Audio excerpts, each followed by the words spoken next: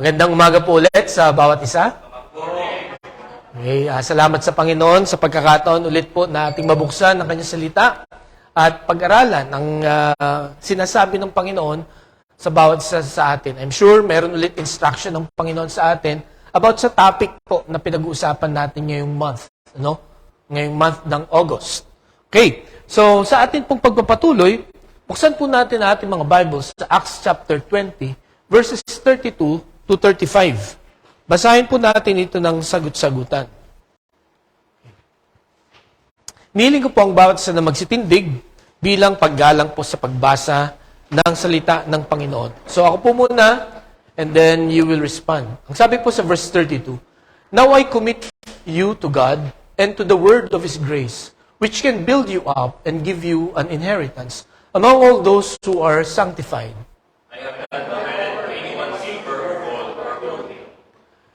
You yourselves know that these hands of mine have supplied my own needs and the needs of my companions. In everything I did, I showed you that by this kind of hard work, we must not do it, remembering the words of the Lord Jesus Himself. It is more blessed if God praise Him. The Lord bless the reading of His Word. Tayo po ay manalangin. Panginoon, kami ay humihingi na ng tulong sa inyo para maunawaan ang mga salitang ito na aming binasa. Panginoon, tulungan mo kami na patuloy na maunawaan ang inyo pong utos sa bawat isa sa amin, ang pagbibigay. Dalayan ko po, Panginoon, na ito'y maging isang kagalakan sa bawat isa, Panginoon, sa amin. At tunay po na ikaw lamang ang makakagawa noon sa amin. Kaya samahan mo na kami sa aming pag-aaral, tulungan mo inyong lingkod na may bahagi niya ito ng maayos, maliwanag at may kapangyarihan. Sapagat lahat ng ito'y dalangin namin sa pangalan ni Jesus. Amen. Okay, makakaupo na po kayo. Alam niyo po, matatapos na ang August, 18 days na lang at September na. Anong ibig sabihin? Lalabas na to. Di ba? Pag nagma-mic test na, no? At alam niyo po, isa sa mga nakita ko na nakakatawa na meme ni Jose Marichan na ito. Habang wala pang September, ganito daw ginagawa ni Jose Marichan. At ang sabi niya, ilang tulog na lang, September na. At alam po natin na dito sa Pilipinas, pagpasok ng bare months ay Pasko na. Di ba? Hindi ko nga alam kung anong tawag dito. Ang simoy ng hangin ay lalamig, sapagkat tayo daw po ay El Nino. Okay? Pero, basta't pumasok ang bare months, yun nga, pumapasok ang excitement, ang espiritu ng Kapaskuhan. At pagka pinag-usapan ng Kapaskuhan, ang isang ginagawa natin na hindi mawawala at hindi dapat mawala pag Christmas ay ang exchange gifts, di ba? Bigayan ng regalo. Kasi parang hindi dumaan ng Pasko. Pagka wala kang natanggap na regalo o kaya wala kang naibigay na regalo. Bakit po ganito ang kumbaga pinakasimbolo ng Christmas? Sapagkat ito po ay nagpapakita ng napakadakilang binigay ng Panginoon sa bawat isa sa atin. Na yan po ang pinag-aralan natin last week. Sabi si John 3:16, "For God so loved the world that He gave His one and only Son, that whoever believes in Him shall not perish but have eternal life." Ito po ang significance ng Christmas. Ito ang dahilan bakit natin sineselebrate ang Pasko. Dahil sa nakakamangha at dakila na regalo ng Panginoon sa bawat isa sa atin. Welcome, Alay.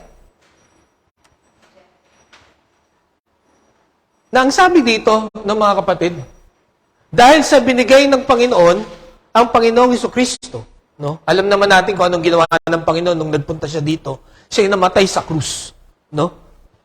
Hindi lang dahil sa gusto niyang mamatay sa krus, kundi para iligtas kayo at ako. At ang sabi niyan, whoever believes in Him shall not perish but have everlasting life. Sino man ang sasampalataya sa Panginoong Jesucristo, hindi sa religion, hindi sa kahit sino mang tao, No? Whoever believes in Him shall not perish. He will never perish, but have eternal life. Magkakaroon siya ng buhay na walang hanggan. Kaya tanong sa bawat isa sa atin ngayong umaga, no, kayo ba ay sumampalataya na sa Panginoong Hesukristo?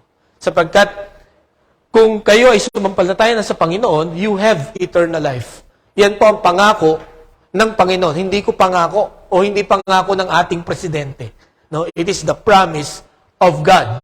Okay? Pero kung hindi pa kayo sumasampalataya sa Panginoong Hesukristo, no, sad to say, no, wala pa tayong eternal life. No? At baka tayo po, o hindi lang baka, kundi sigurado na mapapahamak po tayo. This is Christmas. No po? Pero hindi yan po ang topic ngayon. Pasko, hindi mo Pasko. Ano? Pero yung pagbibigayan lamang po, dito po natin nakita yung idea na yun. No? Ang idea of giving came from God. No? Not from us. Or hindi idea to ng ibang mga tao. No? Kundi ang Panginoon ang nagpakita niyan at bigay ng halimbawa sa bawat isa sa atin kung paano magbigay. Okay? Pero pag pinag-usapan kasi ang pagbibigay, lalo na sa church or sa gawain ng Panginoon, kung hindi man lahat tayo, I believe many of us struggles, no? When it comes to giving. Naalala ko yung lolo ko, nung malaman niyang graduate ako sa Bible school, sa seminary, pagka-graduate ko, sabi niya sa akin, pastor ka na? Sabi sa akin gano'n. Opo, pastor na po ako. Ang tanong niya sa akin, doon sa church niyo, nagbibigay kayo? No? Opo, nagbibigay kayo. Doon po sa ina-attendan ninyo, nagbibigay kayo, sabi ko sa kanya. Ay, oo. Ito nga ang tanong ko sa iyo, sabi niya sa akin gano'n. Bakit kailangan magbigay? No? Sabi ko, nakita po namin yan sa Bible eh. No? Paano kung wala kang pambigay? Ano? Sabi ko, kung pag wala kayong pambigay, hindi kayo dapat magbigay. Di ba? Sabi niya, bakit yung pastor namin lagi na lang tuwing linggo, yun ang sineshare, magbigay na magbigay. Ano? Minsan naiinis ako kasi wala na akong pambigay. No? Sabi ko, naiinis kayo kasi gusto niyo magbigay, kaya lang wala kayong pambigay. No? So, pag-pray natin na magkaroon kayo ng pambigay para makapagbigay kayo. Pero, to be honest nga, nag-struggle tayo. No? Parang bakit ba kailangan lagi magbigay? Alam nyo, meron pong 3 salita na magdi-describe kung bakit nag-struggle tayo sa pagbibigay. No? Ang maraming mga tao. By the way, napakahirap ituro ng pagbibigay ngayon, lalo na sa panahon na ito. Di ba? Nakita niyo na ba ito? Sabi niya, look, your mates are now grown up. No? Your prize food. By the way, tomorrow, sa Tuesday, tataas ulit ang, ang diesel, ng fuel, kaya tatangkad na naman to. No? Pero ito, ay bansot, So, ang hirap pag-aralan ng giving, pagka ganito ang nangyayari sa sitwasyon natin, di ba? Parang ang sakit sa tenga, ang sakit sa dibdib. No? Alam niyo kung bakit? Dahil meron niyang 3 salita na magdi-describe kung bakit nahihirapan tayo na magbigay. Okay? Una, because many people are uninformed. Ano bang ibig sabihin ng uninformed? Ignorant, no idea at all. Wala silang idea o kaalam-alam bakit ba kailangan magbigay sa gawain ng Panginoon. Okay? Ang pangalawa ay ill-informed. Ang ibig sabihin ng ill-informed ay lack of knowledge, lazy to investigate. Kaunti, may alam na siya. Hindi siya ignorant. May alam, pero konti lang. Tapos, hindi na niya, nire-research kung tama ba o mali yung alam niya. Okay? Ganyan yung mga marites eh. Pag nakarinig ng chika, wala na silang pakialam kung tama ba yun o mali. Ita-transfer na agad. A lot of people today are ill-informed, especially when it comes to giving. Okay? And then, ang panghuli ay misinformed. Ano yung ibig sabihin ng misinformed? Wrong information. Mali ang naituro. No? Ang sabi ng iba, nako, pagka pinag-aralan ang giving sa church, ibig sabihin yan, negosyo yan. No? Nagpapayaman yung pastor niyan. No? Mali yung information na yun. Ngayon, paano natin malalaman? No? Kung ano ba ang dahilan, bakit kailangan tayo magbigay? Kailangan nating bumalik sa salita ng Diyos. Gaya na sabi ko sa inyo kanina, ang Panginoon ang nagpakita sa atin ng first example. No? Ang nagpakita sa atin ng tamang dahilan, no? At bakit tayo dapat magbigay. Mga kapatid, ngayong umaga, this is my prayer. No? Not only be well-informed, no, about giving, na sana hindi tayo ma-well-informed lang, but be transformed in the practice of giving. Nawa magbago yung perspective natin, magbago yung practice natin, no, pagdating po sa pagbibigay. Yan po ang aking panalangin at nawa ngayong buwang ito, yan po ang makita natin sa atin pong mga sarili. Hindi lamang tayo madadagdagan ng information, okay? Kundi magta-transform po tayo. Magbabago ang atin pong pananaw, ang atin pong pagkilos sa larangan po ng pagbibigay. Last week, napag-usapan po natin, the God who gives us everything we need. As I've said, ang Panginoon ang unang nagpakita kung paano magbigay. At paano ba magbigay ang Panginoon? He gives everything we need. No? He gives our eternal needs and our earthly needs. No? At nakakamangha yun. No? Ang Diyos lang ang pwedeng magbigay nun sa atin. At yun ay hindi niya ipinagkait. No? Nakita natin yung verse last week. No? Kung yung kanyang anak, no? Hindi niya ipinagdamot, no, para matugunan ang ating eternal needs, how much more yung mga earthly needs natin? No, yung mga pinangangambahan natin na baka mawala or baka magkulang tayo, katulad ng damit, pagkain, no, at yung iba-iba pa mga needs natin. Ang point last week at ang point po ng mensaheng ito, no, kung ang Panginoon na ibigay niya yung mga malaki, how much more yung mga maliliit na bagay na needs natin. Kailangan lang natin magtiwala sa Panginoon. Okay? Ang dahilan po kung bakit tayo nangangamba, tandaan po natin ito, no? Kung bakit tayo nagpapanik, bakit tayo nai-stress. Sa lahat ng mga pangangailangan, dito sa mga balitang ito, natin pong napapakinggan at napapanood everyday, it's because we lack faith in God. No? Kaya napaka-importante po na may relationship tayo sa Panginoon. Sapagkat pagka wala, napaka-stressful po ng buhay natin. No?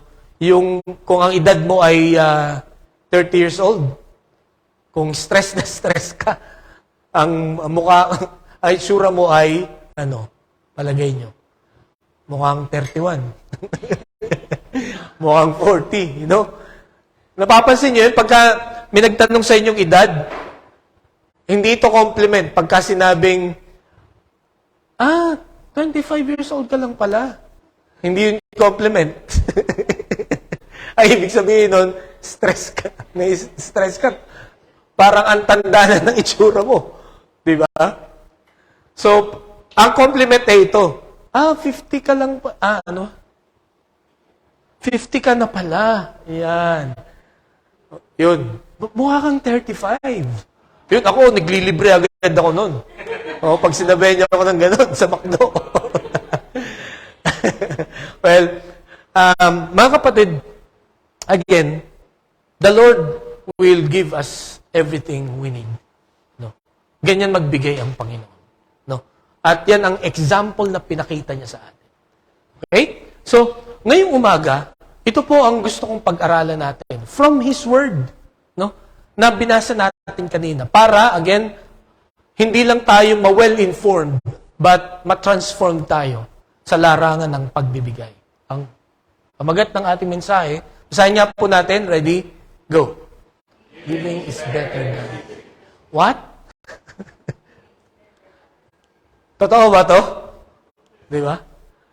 Parang masarap lang basahin. Pero alam nyo, pagka ginawa na ninyo to, parang, totoo ba yung sinabi ni Pastor? Hindi ko to sinasabi. Ako'y spokesperson lang. Okay? Pero tingnan po natin, bakit ito sinabi ni Apostol Pablo? Okay, si Apostol Pablo po ay nandito siya sa Ephesus nung binanggit niya itong Acts chapter 20. 3 years po siya nagstay dito sa Ephesus. At sabi niya, day and night, nag-preach ako ng Word of God, warning you, para magbantay kayo sa mga false teachers. At after 3 years, kailangan niyang pumunta sa Jerusalem. Okay? So, ito pong Acts chapter 20, ito ay paalaman. Nasa pier na sila nito. Dati wala pang mga eroplano, noong 100 AD.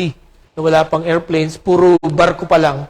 So, pinalalahanan ni Apostol Pablo yung mga elders, mga members dito sa Church of Ephesus na alagaan ninyo inyong mga sarili at alagaan ninyo ang mga followers ni Christ.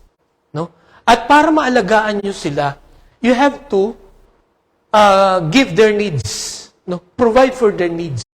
At ang sabi niya, nagtrabaho ako. Para ma-provide ko yung needs ko, maalagaan ko yung sarili ko, at ma-provide ko rin ang needs ng iba. Okay? So, that's the only way para maalagaan natin ang church. You provide the needs of the followers of Christ. Okay. Nasabi dito sa James chapter 1 verse 27. Basahin nga po natin. Ready? Start. Religion that God our Father accepts as pure and faultless is this: to look after orphans and widows in their distress and to keep oneself from being polluted by the world. So ito daw yung tinitingnan ng Panginoon na grupo o relihiyon na malinis, walang kapintasan. Yung group na they look after or they provide the needs of the orphans and the widows. In short, ito po kasing orphans and widows during that time ay mga helpless, mga kawawa na mga tao.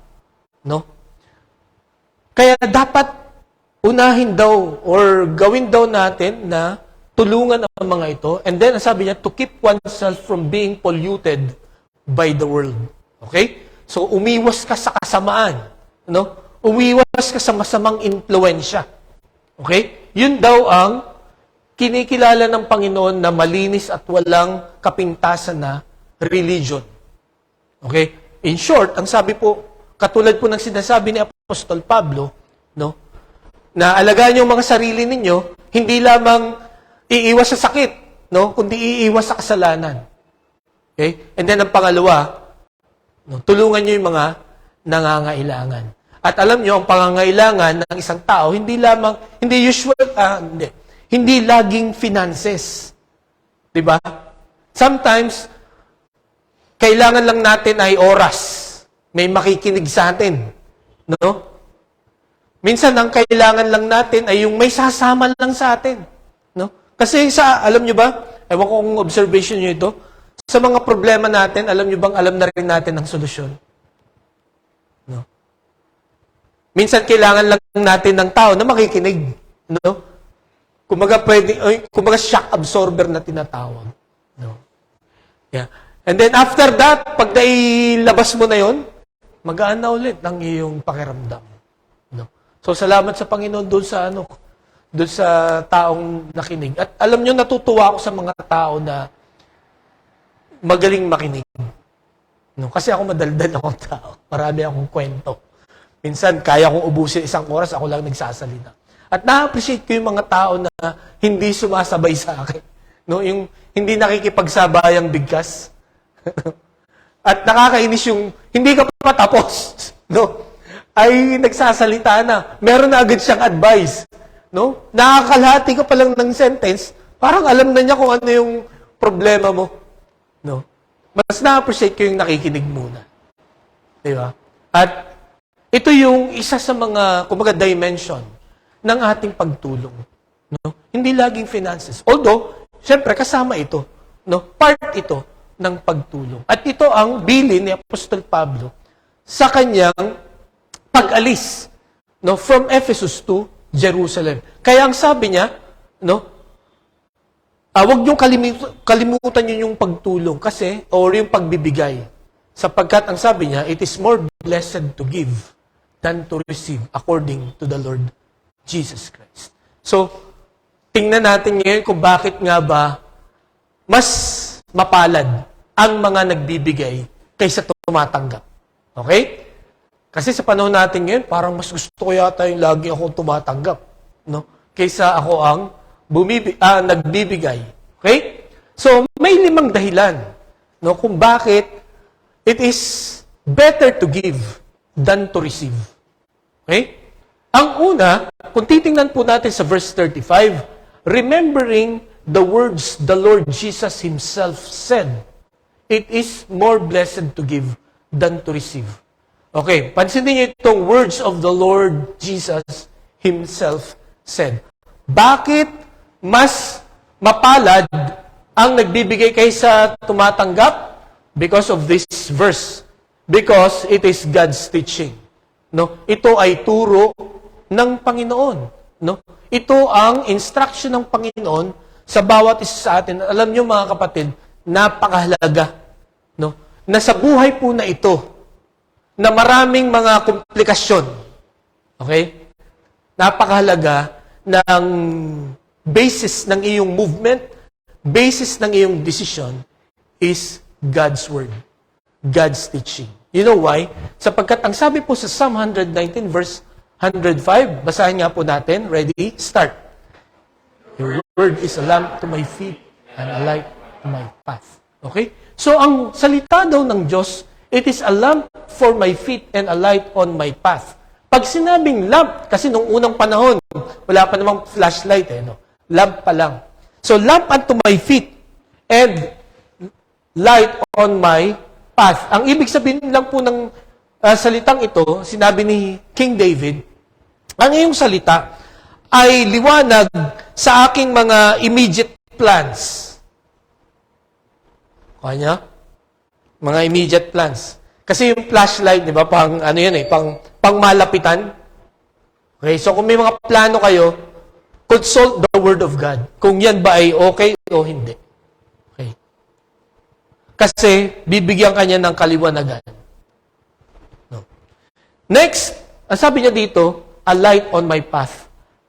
Nung sinabi ng a light unto my path, street lights. Anong ibig sabihin pagka street lights? Pinapakita nito, no, yung end goal, no, katulad nitong nitong highway na to. Kita mo yung nasa dulo. So, the Word of God will tell you, will guide you in your future plans or your welcome. Yan. Okay. Sige, dito.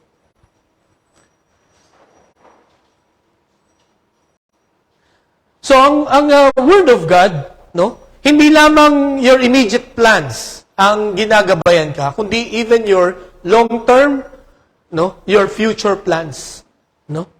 Kaya, kung hindi ka nagbabasa ng Bible, no, kung hindi ang Word of God ang iyong sinusunod, anong nangyayari sa'yo?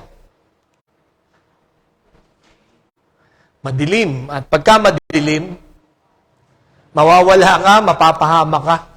Hindi ka makakarating sa pupuntahan mo. Because God's Word, no, is given to each one of us to give us direction. To give us the right direction. Okay? Ang pangalawa, sabi sa Psalm 119 verse 11, basahin nga po natin. Ready? At begin. I have hidden your... So ito pa yung pangalawang function, no, ng Word of God, no?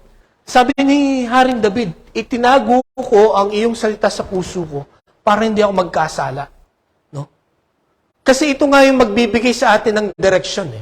Ito yung mag-iiwas sa atin sa maling gawa, no? At ito ang magdadala sa atin sa tamang daan. Kaya, again, ang tanong ko kanina, kung hindi tayo nagbabasa ng Word of God, no? Kung tayo ay tinatamad, no? Kung wala tayong time, no, to listen to God's Word, magkakasala tayo lagi.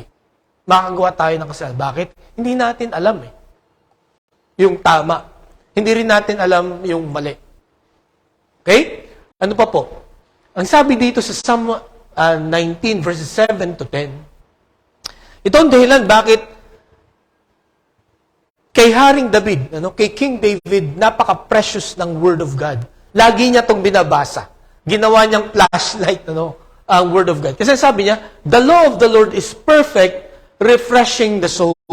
No? The statutes of the Lord are trustworthy, making wise the simple. Okay? Then the precepts of the Lord are right, giving joy to the heart. The commands of the Lord are radiant, giving light to the eyes. So, dinescribe muna dito ni King David kung anong klase ang Word of God. It is perfect. At ano po ang effect nito? It refresh the soul. Kaya ngayong umaga, mga kapatid, kung pagod ka na sa buhay, parang paulit-ulit na lang ang iyong buhay, parang paikot-ikot na lang na nakakahilo. If or when you read the Word of God, when you study the Word of God, it will refresh your soul. It will recharge your soul. Kaya imagine again, kung hindi ka nagbabasa ng salita ng Panginoon, ano ang mangyayari sa buhay natin? May stress tayo talaga. Pag hindi mo alam kung ano ang dapat mong gawin. At malalaman mo lang ang dapat mong gawin when you are reading and studying the Word of God. And then, ito pa yung iba pang niyang sinabi, It gives joy to the heart, and it gives light to the eyes. Okay? So, ganun ka-importante po ang Word of God. Ano pa sabi niya? The fear of the Lord is pure, enduring forever. The decrees of the Lord are firm, and all of them are righteous. And then, ang sabi niya dito, they are more precious than gold, than much pure gold. They are sweeter than the honey from the comb. So, ganito ituring ni Haring David ang Word of God. Mas mahalaga pa ito sa kayamanan. Mas matamis, mas masarap pa ito sa honey, na galing sa honeycomb. Alam niyo kung bakit in-specify niya to? Sapagkat sa panahon natin, pag bumili ka nung nasa bote na honey, may halo na yun. Hindi yun puro. Pero yung kukunin mo mismo sa honey, sa pukyutan ba tawag doon? Sa pulot-pukyutan, pure yun. At alam niyo noong unang panahon, parang kung gusto mong ma-energize ulit, kung gusto mong gumaling ka sa sakit mo, kumain ka ng honey. In fact, kahit ngayon, di ba, gamot ito. In fact, nung nagkaroon ako ng lagnat, ng sakit, may mga nag-advise sa akin, honey at saka lemon, kalamansi. Minom ka nun, lalakas ka ulit. So, nung unang panahon, ito na yung gamot nila. Ito na yung nagpapalakas sa kanila. Kaya ganito ka-importante kay King David, ang Word of God. Mga kapatid, ngayong umaga, gaano ka-importante sa inyo ang Word of God? Ito ba ay mas mahalaga pa sa kayamanan? Ito ba ay mas mahalaga pa sa gamot? Diba? Or wala lang. Or ngayon nyo lang nalaman ito. Imagine, si Haring David na to, siya ang pinakamagaling na hari, sa bansang Israel. Ganito ang treatment niya. Kaya, kung babasahin ninyo ang buhay ni King David, ang sabi doon, hindi siya natalo sa laban. Because he is always in tune sa salita ng Panginoon. Kung ano lang yung instruction ng Panginoon sa kanya, yun lang ang sinusunod niya. Pero pagka hindi, hindi siya pinapapunta doon ng Panginoon, hindi niya yun sinusunod. Okay? So, nawa ngayong umaga, makita natin yung importance ng teaching ng Panginoon. Ang turo ng Panginoon, to give is better than to receive. Okay? So, ang sabi sa Joshua chapter 1 verse 8, basahin nga po natin. Ready? Start. Let us depart from your mouth. Meditate on it day and night, so that you may be careful to do everything written in it. Then you will be prosperous and successful. Imagine this, No? I hope this verse ay ma-memorize natin. Kasi sabi niya, pero sana hindi lang itong i-memorize nyo, itong last part. No? Kasi ito lang yung nakaka-excite siguro dito. Di ba? Lagi yung kompleto dapat. Ang sabi ng Panginoon kay Joshua, do not let this book of the law depart from your mouth. Meditate on it day and night, so that you may be careful to do everything written in it. Pagka daw ginawa mo to, pagka hindi mo hinayaang mawala ang Word of God sa buhay mo, if you always meditate on it day and night, and then you apply it carefully in your life, ito mangyayari. You will be prosperous and successful. Na-experience ito ni Joshua. Nung sinunod niya ang Panginoon, he became victorious. Pero nung nalimutan niya ang Word of God, natalo siya. So, totoo ito. And I hope each one of us, ito ay challenge sa bawat isa. Let us try to study and to follow the Word of God para ma-experience po natin ito. Okay? So, una, nakita natin, it is God's teaching. Yung giving is better than receiving, it is God's teaching. Kaya mo gagawin to dahil sinabi ng Diyos. Hindi dahil sa sinabi ni Pastor Eleno. Or hindi ito dahil sa sinabi ito ng presidente ng Pilipinas. Hindi. O kaya kung sino mang matalinong tao. Okay? Kundi ito ay sinabi ng Diyos. Ang pangalawa na makikita nating dahilan kung bakit ang pagbibigay ay mas maigi, mas mabuti sa pagtanggap ay it increases our faith. Pinapalago nito, pinapataas nito ang ating pananampalataya. Okay? Gusto kong makita natin itong storyang ito. Sa 1 Kings chapter 17 verses 8 to 16. O medyo mahaba ito. Sana ay ready ang inyong mga mata na magbasa. Pero babasahin ko po para sa inyo.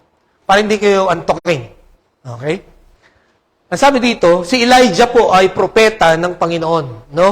At dito, ang inutusan siya ng Panginoon, sabi niya, then the word of the Lord came to him, go at once to Sarephath, in the region of Sidon, and stay there. I have directed a widow there to supply you with food. So he went to Sarephath. When he came to the town gate, a widow was there gathering sticks.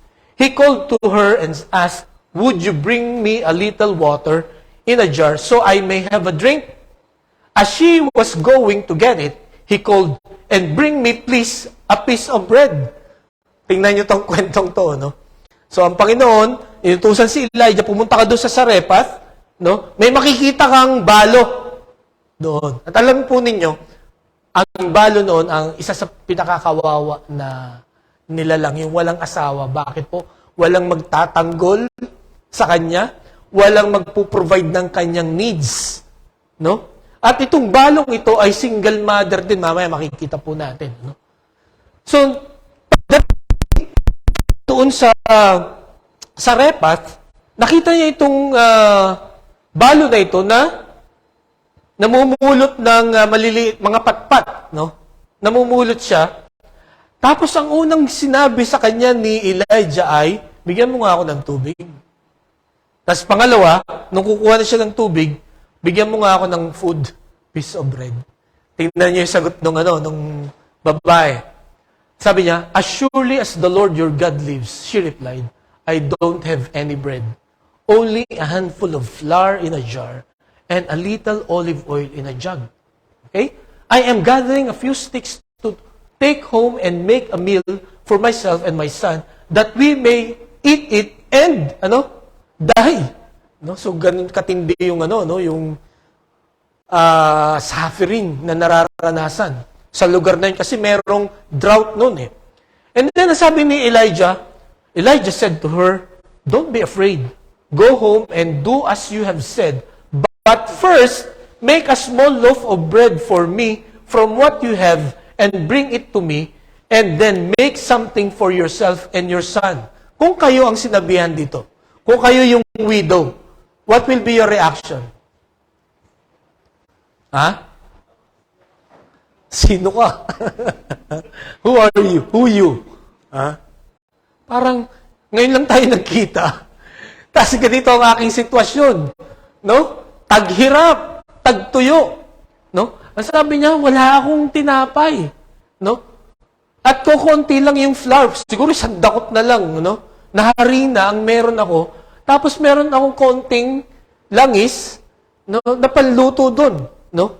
Kaya ako namumulot ng mga patpat, no? Panggatong, no? Para makapagluto ako ng pagkain namin ng anak ko. Then after that, mamamatay na kami. So this is the situation of this widow. Pero itong si Elijah, ang kulit, no? No? Sabi niya, huwag kang matakot. No? Umuwi ka. No? Gawin mo muna kung ano yung inuutos ko sa'yo. No?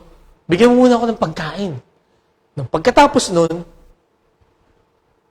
gumawa ka ng food mo at para sa anak mo. Okay? Kung ako to, no? Kung ako yung widow, papalayasin ko na yun. No? Sino ka? Umalis ka, may sira ulo mo, no? Di ba? Alam mo na nga, naganto na lang kaunti, tapos uunahin pa kita. Marahil, ganun din ang ating magiging reaction, no? Kung halimbawa may kumatok dyan, pwede bang kainin ko lahat yung food niyo muna? No? Hindi tayo papayag. Diba? Pero anong nangyari?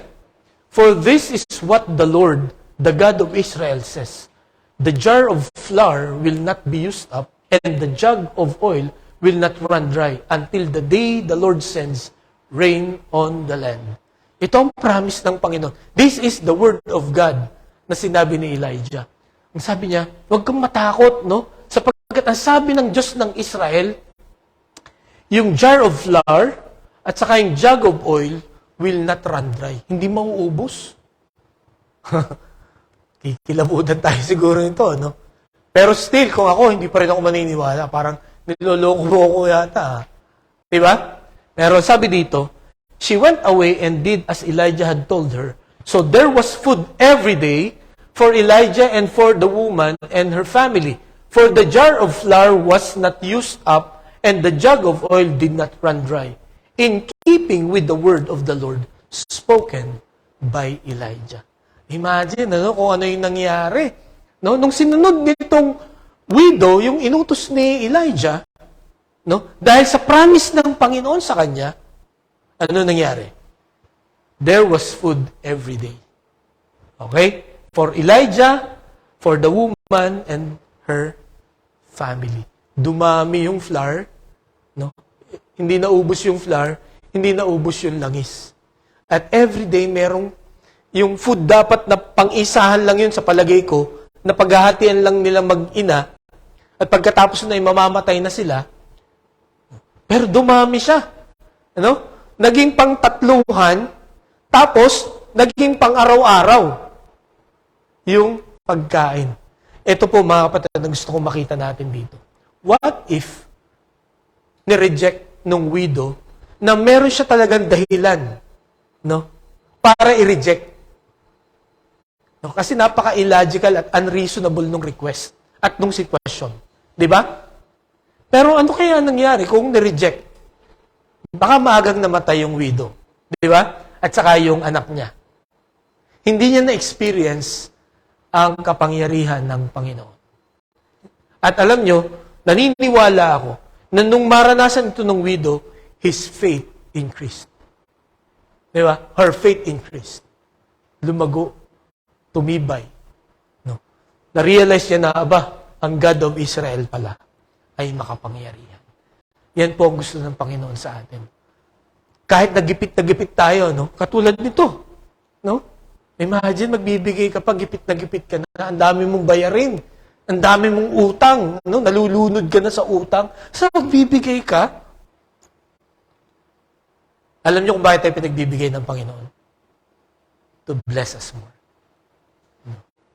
Hindi para gutumin tayo, no? Hindi para mamatay tayo, no? Hindi para mamalimos tayo, kundi katulad na nangyari dito.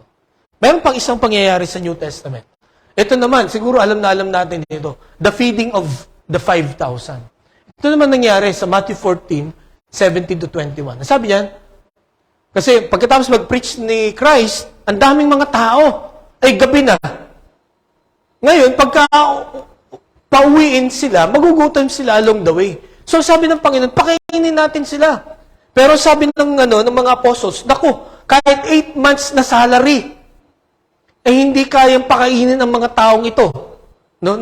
Kahit tigi-isang kurot lang. Di ba? Pero anong sabi nila? Sabi ng Panginoon, ano bang merong available na food dyan? Sabi niyan, we have here only 5 loaves of bread and 2 fish, they answered.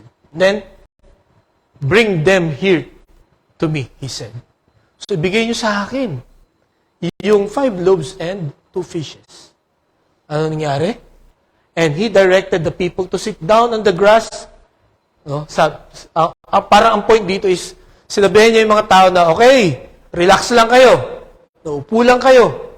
No? Huwag kayong mag-worry. Okay, and then sabi niyan, taking the 5 loaves and the 2 fish and looking up to heaven, he gave thanks and broke the loaves. Then he gave them to the disciples, and the disciples gave them to the people. They all ate and were satisfied, and the disciples picked up 12 basketfuls of broken pieces that were left over. And then, tingnan nyo itong verse 21. The number of those who ate was about 5,000 men, besides women and children. Diba? 5 loaves and 2 fishes. Siguro kung may Guinness Book of Record na doon, ito hanggang ngayon hindi pa mabubura. Diba? You know why? Because it's God's work. No. At bakit? Dahil may nagbigay ng 5 loaves and 2 fishes sa Panginoon. Tingnan nyo they all ate and were satisfied. Ang ibig sabihin, dun sa pamagitan ng 5 tinapay na yun at 2 isda, lahat ay nakakain at nabusog. Walang nabitin, no? Walang naubusan. Okay? Lahat ay nakakain ng maayos. And then, ito pang matindi. Pagkatapos ng kainan, itong mga disciples, they picked up 12 basketfuls of broken pieces that were left over. Imagine, may tira pa na 12 baskets na mga putol-putol. Diba? Amazing. That's how God works. It will always amaze you. No? It will always amaze us. Ano ang ginawa? No? Dahil lang sa 5 tinapay at 2 isda. According sa John, kanino galing yun? Yung mga pagkain ito, sabi niya, another of his disciples, Andrew, Simon Peter's brother, spoke up, here is a boy with 5 small barley loaves and 2 small fish. But how far will they go among so many? So galing pala itong 5 tinapay at 2 isda sa isang bata. Marahil ito ay kanyang lunch. Kaya lang, dahil sa kasusunod niya kay Jesus, kapapakinig niya kay Jesus, inabot na siya ng gabi. Hindi niya nakain yung lunch. At alam niyo ang mga bata, naturally, madamot yung mga yan, di ba? Parang, mga bata daw, ang akin ay akin, at yung sayo, akin pa rin. Di ba? At, sa batang ito, no, gutom na siya nung hapon na yon o nung gabing yon. Palagay ko, kung ako ang bata, hindi ko yung ibibigay. Ha? Boy, lunch ko to. Ha? Gutom na ako, kailangan kainin ko ito, pero binigay niya pa rin sa Panginoon. And what happened? Napakain niya yung 5,000 men. Alam niyo kung bakit 5,000 men lang ang nirecord? Kasi noon, hindi nire-record ang numbers ng mga babae at ng mga children. Importante lang nun sa kanila, mga lalaki. So, ang ibig sabihin, sabi nga ng ibang mga scholars, kasi usually daw, ang women noon ay doble ng men. So, 5,000 men, so ilan ang mga ladies noon? 10,000. And then, ang mga kids daw noon, usually, ay triple ng men. So, may 15,000. So, more than 5,000 ang kumain that night. Bakit po? Sapagkat may isang bata, hindi niya ipinagdamot yung kanyang 5 tinapay at 2 isda. Naniniwala ako that night, yung mga apostol, yung 5,000 men, at magiging yung bata, nag-increase yung kanilang pananampalataya. Mga kapatid, ngayong umaga, gusto nyo bang lumakas, lumalim, tumibay ang inyong faith sa Panginoon? No.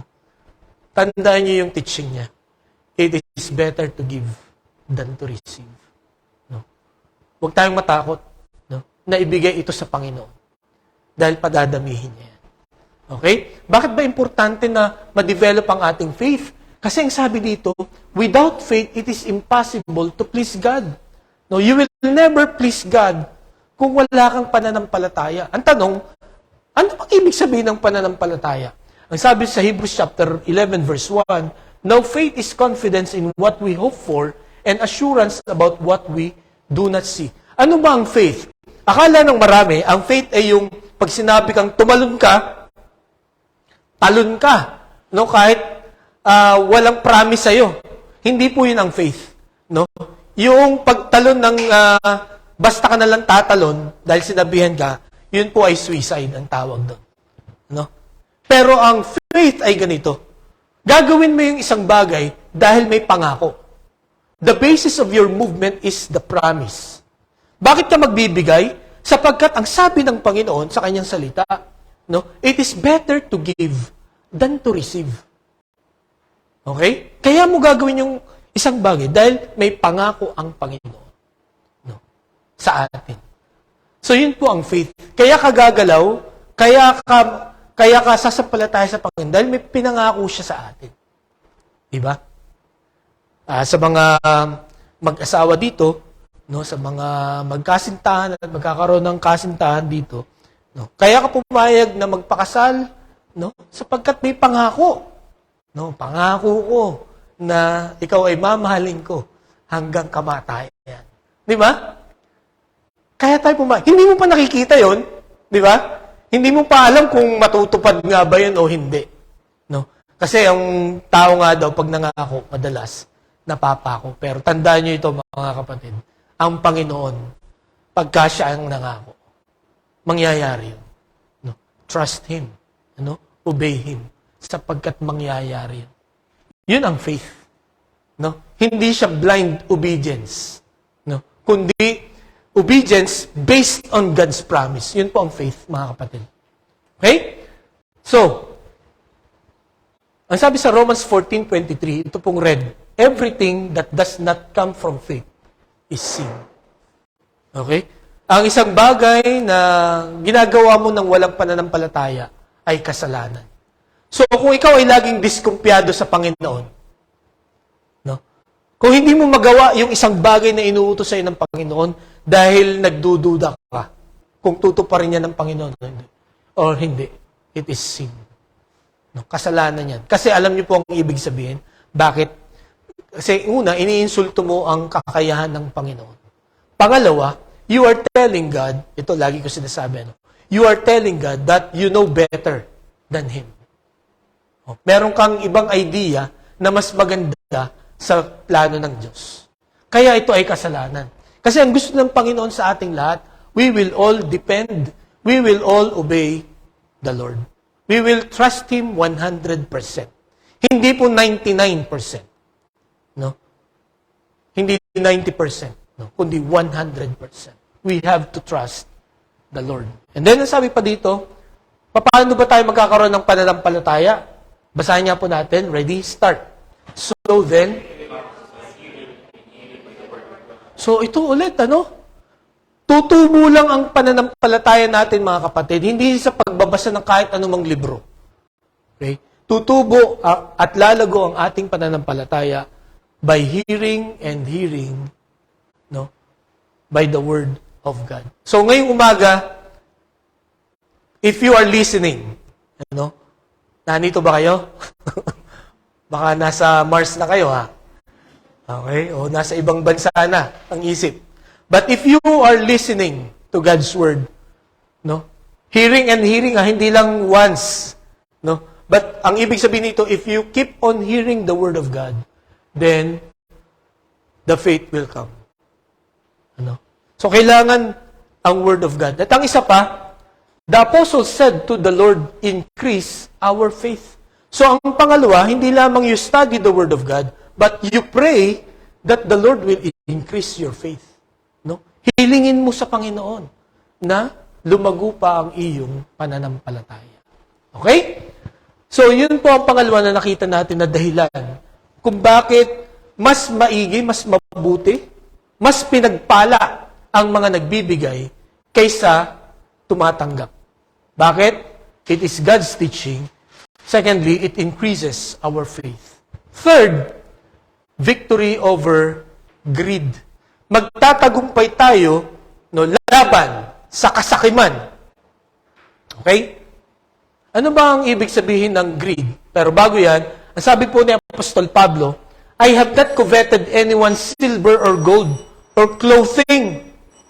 You yourselves know that these hands of mine have supplied my own needs and the needs of my companions. So ganito, mga kapatid, ang sabi ni Apostol Pablo, alam nyo, na wala akong, ano man Tagalog sa covet? Hinangad. Pinag-imbutan. Parang rambutan lang Anyway, so yung parang hindi ako anong tawag doon? Nag-wish to have that, Or kinuha, yung silver or gold or clothing ng sino man. Sa halip, ang ginawa ko, these hands of mine have supplied my own needs. Ang ibig sabihin, nagtrabaho ako para ma-provide ko ang aking needs. And then, ang sabi pa dito, and the needs of my companion. Ang ibig sabihin, nagtrabaho ako para para maalagaan ko sarili ko at para may maibigay ako na pangangailangan ng aking mga kasamahan. So, this is the way to overcome greed, yung kasakiman. Magtrabaho ka para meron ka, at para may pantulong ka sa iba. Di ba, pagka nakakita tayong napakagandang cellphone, Wow, ang ganda. Halimbawa, naiwan sa upuan, tas yung latest na cellphone, minsan pumapasok sa atin ay, kanino kaya to? Sana walang mag-claim. Napakaganda nito, opportunity ito. O kaya nakakita ka ng isang bag na pera. Di ba? Kagabi nakikinig ako ng radyo. Sabi nung isang announcer, yung isang friend niya nakapulot ng isang bag sa taxi na ang laman ay 500,000. So sabi niya, anong ginawa? Sinuli. Bakit niya sinuli? Di ba? Ganun yung iisipin ng iba. Di ba? Sabi yung reporter na yun, yung announcer, kasi may pangalan. So, ibig sabihin, kung walang pangalan yun, hindi niya isusuli. Hindi, isusuli niya rin daw. Sabi niya ganun. Pero yun nga, para daw hindi tayo mag-imbot, hindi tayo magnais, we have to provide the needs of others and ourselves. Okay? Ano bang ibig sabihin ng greed? So, basahin nga po natin. Ready? Start. Selfish and excessive desire for more, something that is needed. So, alam nyo, sa totoo lang, hindi naman masama ang pera. Hindi po kasalanan ng pera. Pero yun na lang nasa utak mo. Yun na lang ang bukang bibig mo. Paano ako kikita? Paano ako yayaman? Paano dadami ang pera ko? Diba? Yun daw po ang kasalanan. Pagka yun na lang nasa usap mo. Wala akong time mag-church. Wala akong time na magbasa ng Word of God kasi marami akong work. O kaya, pagod na ako sa katatrabaho. Wala na akong time dyan. Alam niyo ba na, yun. Mamaya makikita natin. Pagka ganun ang ating attitude. Ganun daw ang greed. Yung, na-provide mo na yung needs mo, pero gusto mo pa ng, sige, damihan pa. Diba? Wala kang satisfaction. Ang sabi sa Proverbs 28:25, the greedy stirs up conflict, but those who trust in the Lord will prosper. Ang Yun nga, greedy, mga sakim, no? Laging may kaawayan, no? Kasi nga, ang gusto mo lagi, yung akin ay akin at maging yun sa'yo ay akin. Yung hindi siya papayag na hati kayo. O lalo tigit na malalamangan mo siya. Dapat, dapat 60% lagi sa akin. No? Sa hatian, 60% lagi. Kung kaya ko ng 70, sige. Pero tapat na yung 60. Diba? Ganun daw ang mga greedy. Kaya laging may kaawayan. Hindi lang kaaway, baka may pumatay pa. Diba? Pero yung taong nagtitiwala sa Panginoon will prosper. Next, ang sabi pa dito, whoever loves money never has enough. No? Whoever loves wealth is never satisfied with their income. This too is meaningless. Okay, hinighlight ko po yung love. As I've said, ang pera ay hindi kasalanan. Yung magtrabaho ka para kumita ka ng pera, ay hindi po kasalanan yun. Dapat magtrabaho tayo para kumita tayo kasi panggastos yun eh. But when you love money, when you love wealth, no? Kasi pagka mahal mo, di ba pagka mahal mo ang isang tao, priority mo lagi yun? Pagka hindi ko ang priority ng mahal mo, mag-isip-isip ka na. Di ba? Lalo na pag wala na siyang time, mag-isip-isip ka na. No? Kasi when you love somebody or something, inuuna mo yun. At ganun ang problema pagka mahal natin ang pera. Uunahin natin yun above all else. Okay? Next, ang sabi dito sa 1 Timothy, for the love of money is a root of all kinds of evil. Some people, eager for money, have wandered from the faith and pierced themselves with many grips. No? So yung mga tao doon na nagmamahal sa pera, no? Yun, it is root of all kinds of evil. Kasi magko-compromise ka talaga niyan eh. Di ba? Yun nga, ang gusto mo lang sa buhay mo ay kumita ng kumita. No? Kahit mali, basta kikita, gagawin mo. Kaya sabi dito, some people eager for money have wandered from the faith. Kaya sa kanila, naku, pagka pinag-usapan ng Diyos, wala akong time dyan. Maaano ako yan, masesensor ako eh. Diba? May expose ako. Diba? Tapos nasabi pa dito, and pierce themselves with many grips. Alam niyo po, pagka ang nasa utak lang natin ay yumaman, no? Padamihin ang pera, marami tayong mga troubles na mangyayari. No? Maraming stress na mangyayari sa atin. Diba? Again, paalala ko, ang pagyaman ay hindi masama. No? Ang Panginoon, binibless tayo ng maraming pera. Pero kung ang pagyaman ay makakalimutan natin ang Diyos, no? Sa pagyaman ay malilimutan natin ang Diyos, then that's sin. Yan po ang kasalanan. Yan ay greed ang tawag. Okay? Ang sabi sa 1 Timothy, paano mo masusolusyonan yan? Kung halimbawa sa oras na ito, oops, parang parang tinamaan ako doon, pastor Parang ganun na lang nasa isip ko ngayon Paano natin ito maayos? Ang sabi ni Pablo kay Timothy, command those who are rich in this present world not to be arrogant, not to put their hope in wealth, which is so uncertain, but to put their hope in God, which richly provides us with everything for our enjoyment. No? Command them to do good, to be rich in good deeds, and to be generous and willing to share.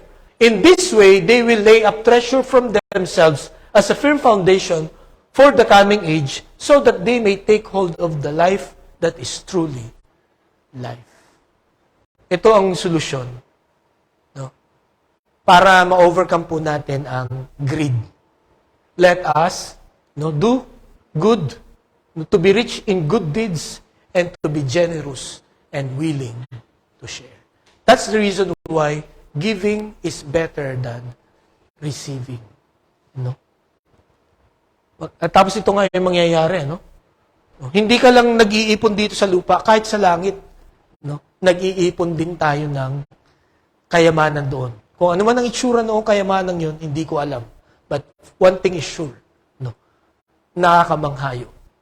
No? So pagka tumulong ka pala dito sa lupa, no, nag-iipon ka ng kayamanan sa langit. Kumbaga, nag-i-invest ka. Okay? So nakita natin, victory over greed. Ang pang-apat, experience real joy. No? Ang sabi dito sa verse nating binasa, it is more blessed to give than to receive. Alam niyo po bang ibig sabihin nitong blessed? Ang ibig sabihin niyan, happy. Okay? Sa Hebrew word, pagka translate niyo ito, happy. So you are happier to give than to receive. You will be happier. Ano? Mas magiging masaya ka. No? Bakit ako naniniwala dito? Bakit dapat tayong maniwala dito? Sapagkat sinabi yan ng Panginoon. Hindi ko sinabi yan, hindi sinabi ng isang tao. Merong commercial sa Thailand. Nakita ko lang naman to sa Facebook. At naiyak talaga ako. Sana hindi ako umiyak ngayon. Pero itong estudyanteng ito ay bagsak lagi, no? Hindi siya makapasa, no? So may isang teacher na nagtiyaga sa kanya. Sinuturan talaga siya. Talagang iniyakan talaga ng husto ng teacher na ito. Itong batang ito. Hanggang sa nakapasa siya ng elementary. Hanggang sa nagkahiwalay na sila. Hindi na niya alam kung ano nangyari sa batang ito. Okay? After a few years, itong teacher na ito tumanda na, hindi na siya nagkaasawa. No? Kasi dinevote na lang niya yung sarili sa pag-aaral. Nagkasakit siya. Nang malala. No? At nagulat siya. No? Nung makita niya yung bill, no, 100,000 pesos. No? Hindi ko alam kung anong pera sa sa bat. Okay? So, napakalaki ng babayaran niya. But the following day, ang sabi sa kanya sa cashier, everything is paid. No, everything is. Nagulat siya, bakit? Dumating yung doktor niya. Sabi, do you remember me? Yan ganun. No, I don't remember you. Sabi niya ganun. I guess you will not remember me. Sabi niya ganun. Sabi niya, ako yung bata na pinagtsagaan mo nun. Na nag-sacrifice ka talaga ng todo nun. No? Ng time, ng resources. No? It's payback time. Sabi niya ganun. So, makita natin dito na pagka nakita mo na nagbunga yung pagbibigay mo, no, you will be happy. You will experience real joy. Yun, wala kang pwedeng doon, ipalit. Di ba? Hindi yun kayang palitan ng bagong cellphone. No? Or bagong sasakyan, or bagong bahay. Pag nakita mo yung bunga ng sakripisyo mo, di ba? You will experience real joy. Yung tunay na kagalakan. No? Na hindi pwedeng palitan o tapatan ng kahit anong material na bagay when you give. Okay? Next, at ang panghuli, basahin nga po natin yung first four. Bakit mas mabuti ang magbigay kaysa tumanggap? First, God's teaching, it increases our faith, it's victory over greed, experience real joy. And fifth, rewards are given. Okay? Rewards are given. May regalo, may anong tawag dito? May gantimpala na naghihintay sa atin. No, pagka tayo ay nagbigay. Ito, ang ilan sa mga talata na makikita natin na rewards. Ang sabi dyan, basahin nga po natin. Ready? Start.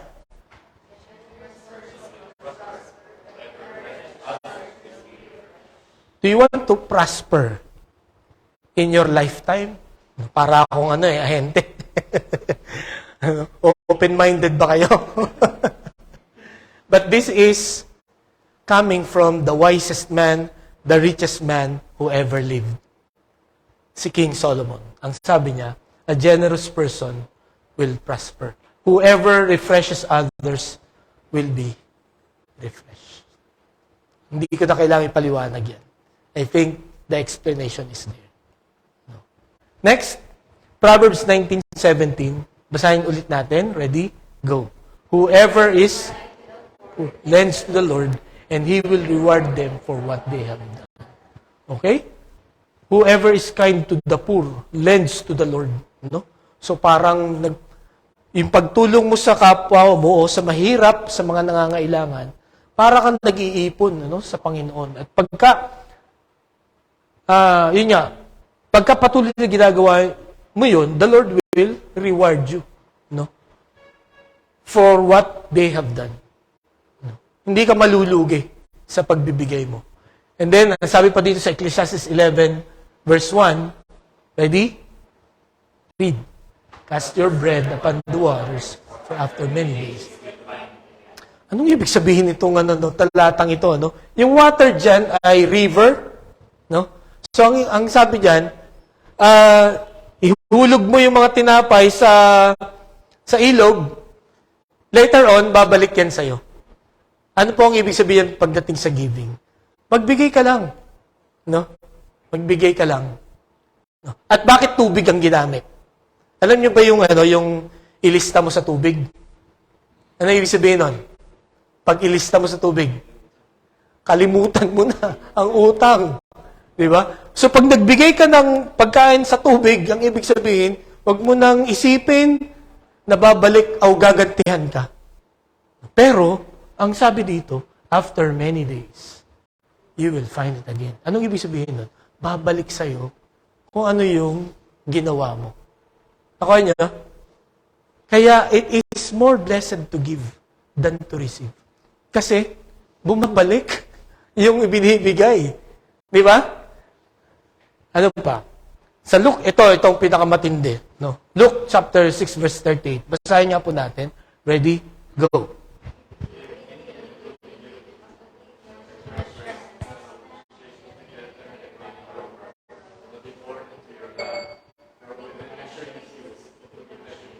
Okay. Isa lang itong ginawa mo, dito. You just gave.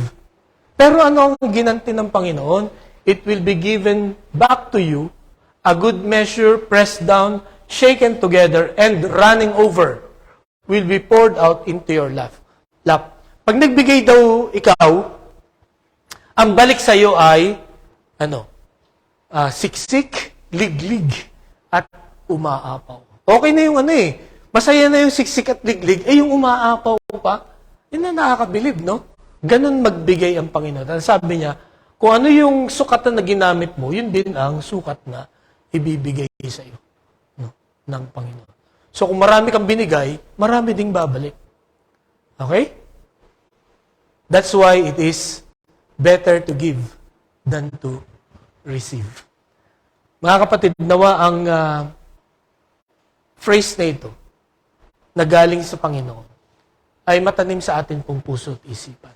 Makita natin itong 4 na dahilan kung bakit mahalaga ang pagbibigay sa Panginoon.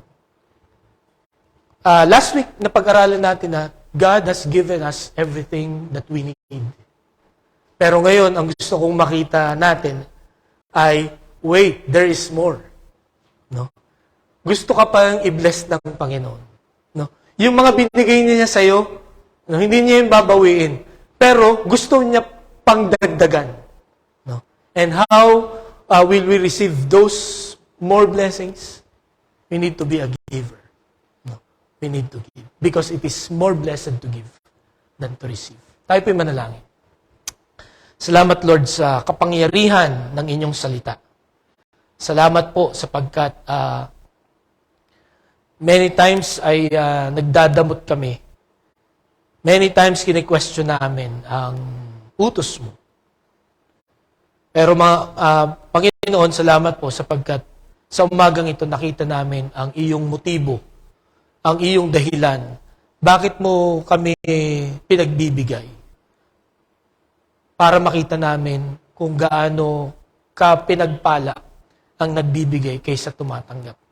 Tulungan mo, Panginoon, kami na matutunan ito. Alam ko po na mahirap. Marami sa amin ang nag-struggle. Pero Lord, nawa ang kapangyarihan ng inyong salita. Ang magturo sa amin, ang gumabay sa amin, at magpatatag ng aming pananampalataya. Salamat po sa inyong salita na aming napakinggan ngayong umaga. Ito aming dalangin sa pangalan ni Jesus. Amen. Maraming po salamat. Tawagin po ulit natin ang ating song leader.